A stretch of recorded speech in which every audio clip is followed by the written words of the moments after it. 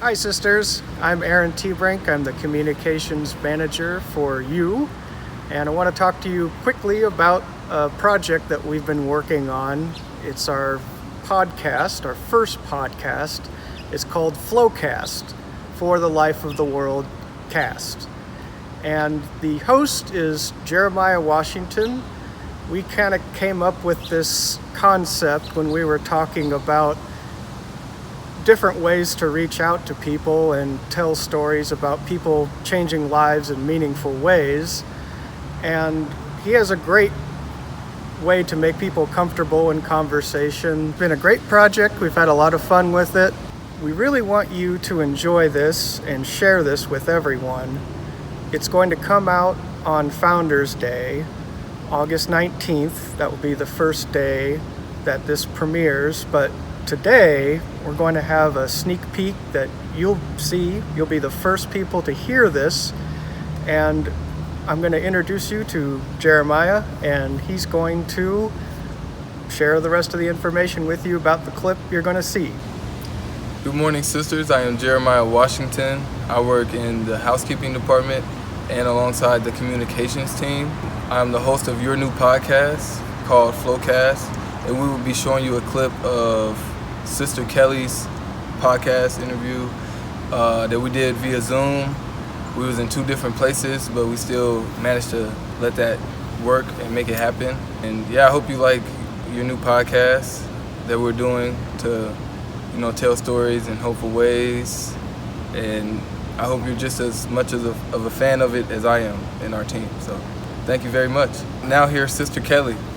Okay. That was good, Jeremiah. All right.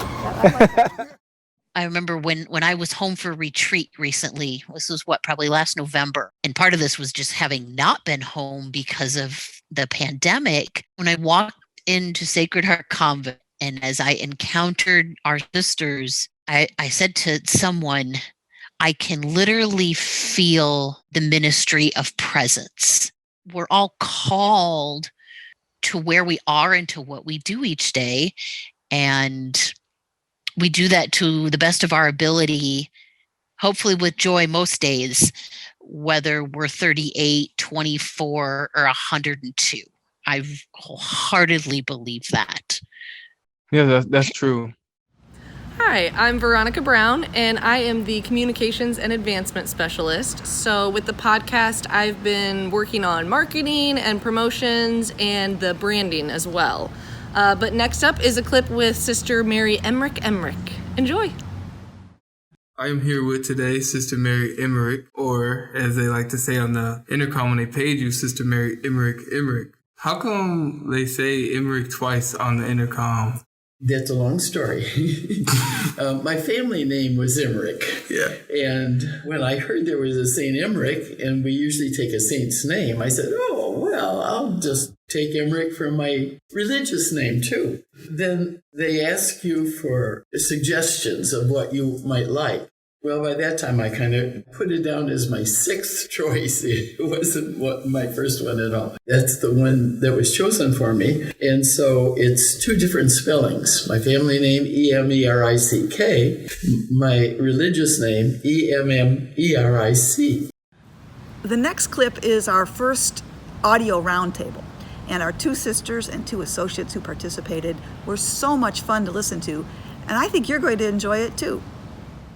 Somehow I got the call. And unless I consciously have an awareness that every day God is calling each of us, just to spread hope or joy, just respond in the ordinary way. So that's part of, I think, what vocation and responding in this time, in this place, it's sort of like the gospel passage where Jesus says in response, to the disciples wanting to know before they were the disciples, where do you abide? And Jesus says, come and see. So there's something attractive there. And then we have to go and see. And this just really blows my mind, because as I was thinking I was being called, I didn't know what that meant. And I was ready to hang up. I wanted my plan. Get married, have kids, be in our family business. But like you, Vicki, there was something I wanted to hook my wagon to, so to speak. And the strange thing is I didn't know, Kira, who Dominic and Catherine were. Never heard of them. Didn't know what Dominican life was about. Didn't know Dominic. And then I went to my brother and I said, I think I'm going crazy because I want to be I think I'm being called to be a sister, but I don't know what that means. And he said, go talk to the sisters. Go talk to Sister Sarah. Go talk to Beverly Jean. So I got up my nerve to my sister-in-law and said, come to the Bible study with me. So that was kind of my entrance into it.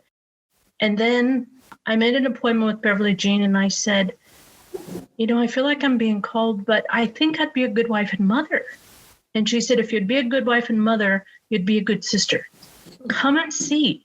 You're free to go anytime, but come and see. If it's a fit, you'll know. And if it's not, you're free to go. There was another woman in the parish who was interested. She had 3 great aunts in the congregation of Dominican sisters. So she said, come with me. So we came over to Springfield, and I kid you not, the moment I stepped in to the front doors, I knew I was home. I didn't know why. I didn't know how. I just knew I was home. Incredible. Before I had even met anybody else, I was so comfortable walking in that front door. What I learned throughout my time, through those first few visits, is the sisters ate together, prayed together, and played together. And as I realized it later, that's Dominican life, but that was also the Glazic life. I didn't go to parochial school. Like I said, I was a public, but we went to Mass every week. We went to CCD. We studied our catechism at home. We had devotions at home. So I grew up very Catholic, but that community, living with so many, we shared. It was ours, not mine. We ate together, played together, and prayed together. And little did I know that is Dominican charism. So it's of God. Here I am, Lord. I come to do your will. Absolutely. Amen. Even though we don't know what the will is. Yeah. And that was the strange thing too, when I did enter, and I remember saying to Sister Dominica, the Prioress General at the time, I don't want to be a nurse and I don't want to be a teacher. What else you got for me?